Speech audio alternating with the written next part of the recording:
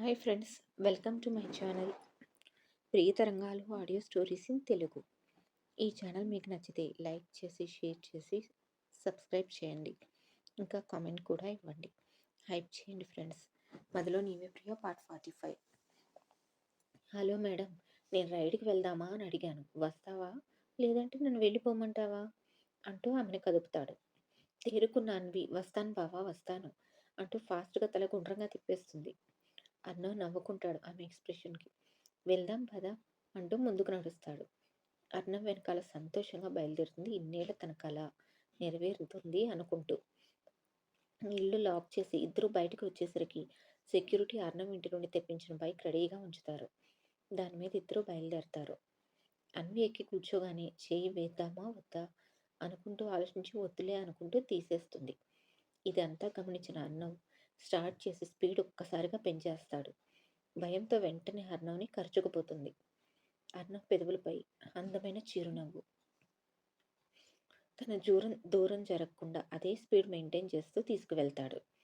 దొరికిన అవకాశాన్ని వదులుకోకుండా గట్టిగా అలానే అతన్ని చుట్టేస్తుంది అన్వి. మరలా ఈ అవకాశం రాదు, తిట్టినా పర్వాలేదు అనుకుంటూ. ఏమీ అనకపోవడంతో ఇంకా హ్యాపీ ఫీల్ అవుతుంది. ఆనందంతో నిండి ఆమె కనుల నుండి వచ్చిన ఒక కన్నీటి బొట్టు అలా నేలరాలి ఆ గాల్లోనే కలిసిపోతుంది. ఇద్దరు చక్కగా చాలా దూరం వెళ్ళి అక్కడ కొద్దిసేపు కూర్చొని మళ్ళా వెనుతిరిగి వచ్చేస్తారు. అన్విని ఇంటి దగ్గర దింపేసి లోపలికి వెళ్ళమని చెప్పి తన బైక్ ఇంటికి పంపించమని చెప్పి తన కారులో ఇంటికి వెళ్ళిపోతాడు. డ్రైవ్ చేస్తున్న అతని పెదవులపై చిరునవ్వు అస్సలు వీడదు. అన్వి స్పర్శ అతన్ని వీడను అంటుంటే ప్రశాంతంగా దాన్ని ఫీల్ అవుతూ డ్రైవ్ చేస్తున్నాడు. నిజంగా చెప్పాలి అంటే ఇంత అందమైన పుట్టినరోజు నేను ఇంతవరకు చేసుకోలేదు. So happy. ఈ పుట్టినరోజు నేను ఎప్పటికీ మర్చిపోలేను అనుకుంటూ హ్యాపీ ఫీల్ అవుతాడు. సైలెంట్గా వచ్చి మరలా తన రూమ్లో పడుకుండిపోతాడు. తెల్లవారాక కిషోర్ విష్ చేస్తాడు అర్ణవ్కి. నేను బయలుదేరి వస్తాలేరా కొద్దిసేపట్లో. వద్దు మామ, వచ్చినా నువ్వు ఒక్కడివే కానీ అత్త రాలేదు కదా, నేనే వస్తానులే అని చెప్పడంతో సరే అంటాడు. ఉమ ఉదయం పుట్టినరోజు అని స్పెషల్స్ చేస్తే ఫుల్గా తినేసి శేఖర్ దంపతులను కూడా తీసుకొని కిషోర్ ఇంటికి బయలుదేరతాడు అర్ణవ్. ఎందుకో తన ఫ్యామిలీ అంతా వెళ్తూ ఉంటే అందులో అన్వి మిస్ అయినట్లుగా అనిపిస్తుంది అతనికి. ఇప్పుడు ఏం చేస్తూ ఉంటుందో అనుకుంటూ ఆలోచిస్తూ ఉంటాడు. ఈరోజు నేను ఆఫీస్కి వెళ్ళడం లేదు, కానీ తను వెళ్తుంది కదా అన్న ఆలోచన రాగానే వెంటనే కాల్ చేస్తాడు. అప్పుడే రెడీ అయ్యి కిందికి వచ్చి బైక్ స్టార్ట్ చేసిన అన్వి చెప్పండి బావా అంటుంది కాల్ లిఫ్ట్ చేసి. ఏం చేస్తున్నావు? ఇప్పుడే బైక్ తీస్తున్నాను బావా, ఆఫీస్కి వెళ్ళాలి కదా. శేఖర్ దంపతులంతా వింటూనే ఒకరి మొహం ఒకరు చూసి నవ్వుకుంటూ ఉంటారు. నేను ఈరోజు రావడం లేదు అన్న అర్ణవ్ మాట విని ఎక్కడలేని నీరసం వచ్చేస్తుంది ఆమెకి. తను లేకుండా డే అంతా ఉండాలా అనుకుంటూ సైలెంట్ అయిపోతుంది. ఆమె సైలెన్స్ వెనక అర్థం ఆ కారులో ఉన్న అందరికీ అర్థమవుతుంది, అర్ణవ్తో సహా. అన్వి అంటూ పిలిచిన అర్ణవ్ పిలుపుకు తేరుకున్న అన్వి సరే బావా అలాగే అంటూ చెప్తుంది. ఏంటి సరే, నువ్వు కూడా ఏం అవసరం లేదు. నేను లేకుండా నువ్వెళ్ళి ఆఫీస్లో ఏం ఉద్ధరించాలి? బండి సెల్లార్లో పెట్టి గేటు దగ్గర నిలబడు, మేము వస్తున్నాం, మీ ఇంటికి వెళ్దాం. నిజంగానా బావా అంటుంది సంబరంగా. నిజంగానే. మీ నాన్న పేరు చెప్తే చాలు అసలు భూమి మీద నిలబడవు అంటాడు ఉక్రోషంగా.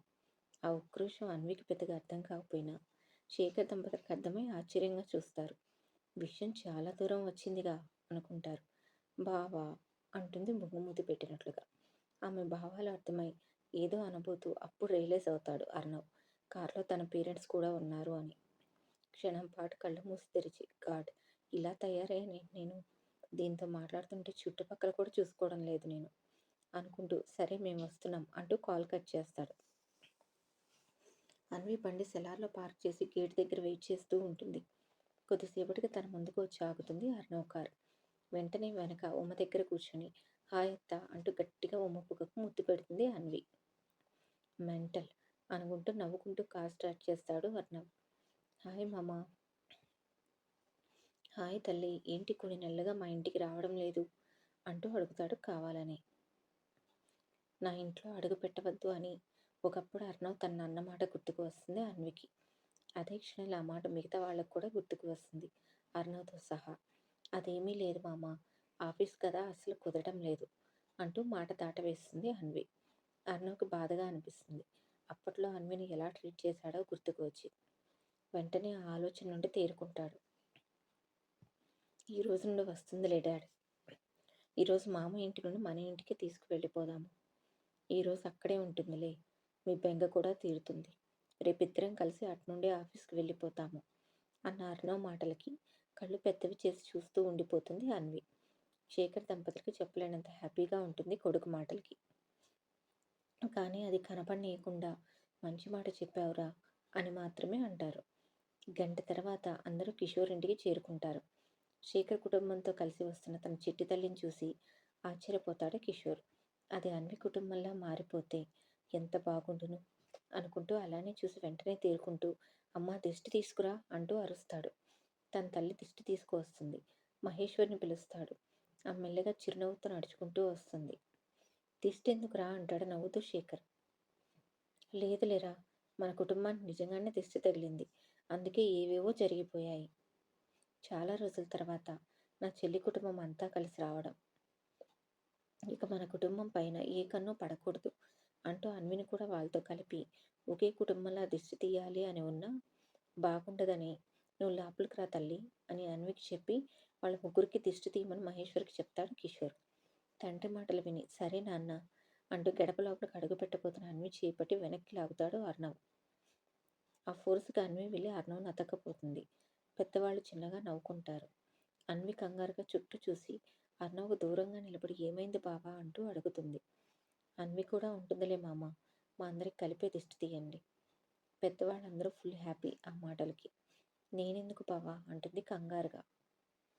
ఏహే సైలెంట్గా ఉండు అంటూ అన్విని కసిరి నువ్వు కాని వత్తా అంటాడు.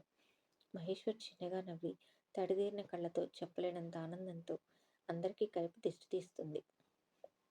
తెలియకుండానే ఒకరి చేయి ఒకరు పట్టుకొని కుడికాలు పెట్టి లోపలికి అడుగు పెడతారు ఇద్దరు. అందరూ లోపలికి రాగానే తండ్రిని హక్ చేసుకుంటుంది నాన్న అంటూ అన్వి. దొంగ మొహంది, వాళ్ళ అయ్యను మాత్రం వదలదు. రాగానే అతుక్కపోతుంది అని ఉడుక్కుంటూ హలో మేడం, తమ ప్రేమలు అయిపోతే నన్ను విష్ చేస్తాడు మా మామ అంటాడు.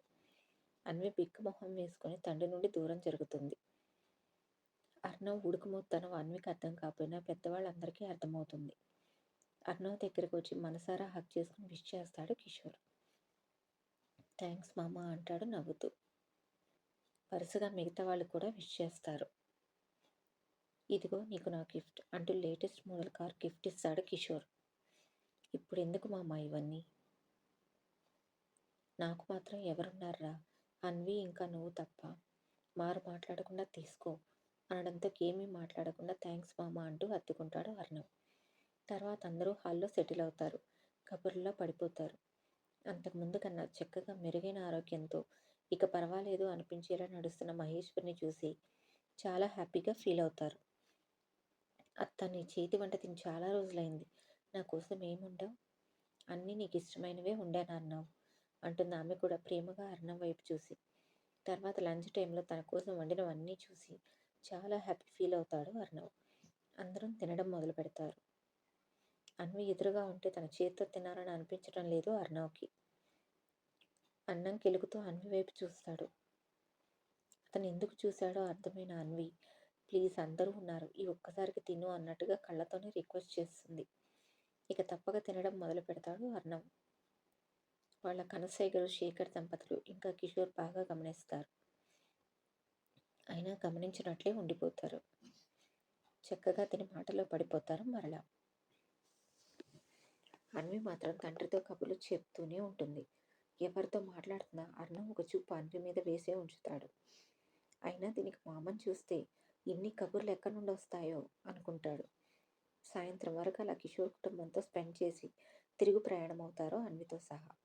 బాబా నన్ను ఫ్లాట్ దగ్గర దించేయి అంటుంది మధ్యదారిలో అన్వి.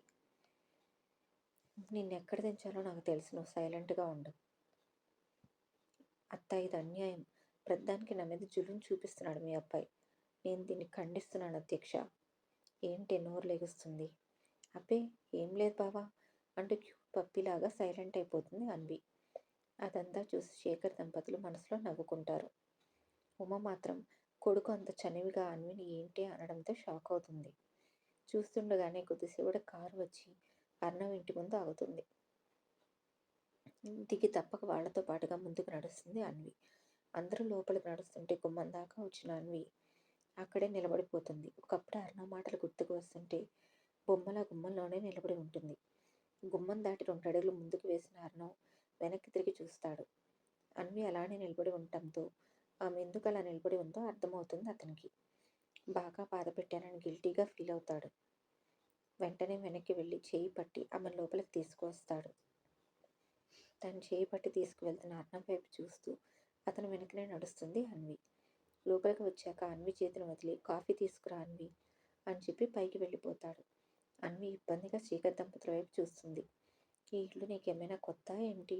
వాడు చెప్పాడుగా వెళ్ళు, కాఫీ చేసుకొని తీసుకుని వెళ్ళు అని చెప్పి ఫ్రెష్ అవ్వడానికి వాళ్ళ రూమ్కి వెళ్ళిపోతారు ఇద్దరు.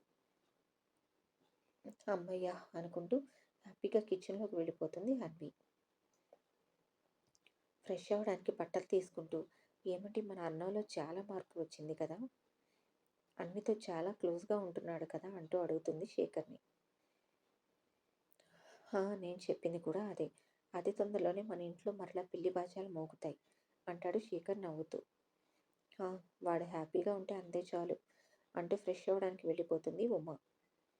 ఉమ వెళ్ళిన తర్వాత తల తిప్పిన శేఖర్ చూపు గోడ మీద ఉన్న అమృత ఫోటో మీద పడుతుంది.